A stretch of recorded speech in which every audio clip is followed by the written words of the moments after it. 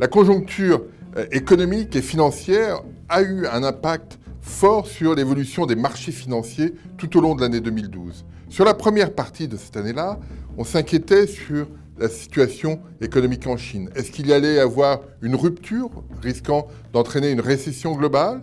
Ça, c'est une question qui était posée, qui inquiétait les investisseurs. Et puis en Europe, la question posée était celle du cadre institutionnel de la zone euro. Est-ce que la zone euro allait continuer de fonctionner ou pas? Ces deux questions ont miné les marchés financiers sur la première partie de l'année. La situation a changé au cours de l'été.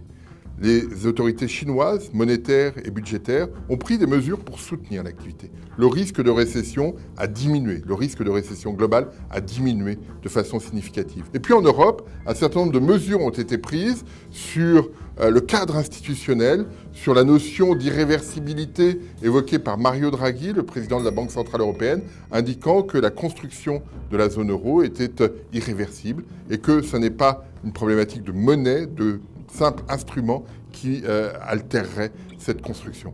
Puis d'autres éléments ont été mis en place, le traité, le mécanisme européen de stabilité, l'union bancaire qui a été progressivement mise en place. Tous ces éléments font qu'aujourd'hui, le cadre institutionnel, même s'il reste à compléter, notamment sur l'union bancaire, le cadre institutionnel est rassurant et rend la zone euro plus pérenne. Les investisseurs dans cet environnement perçoivent un risque plus faible, perçoivent une incertitude moins marqués et donc sont prêts à aller sur les actifs risqués. On l'a vu sur le marché actions, on l'a vu sur les taux espagnols ou italiens. C'est ce basculement qui a été très positif sur la deuxième partie de l'année.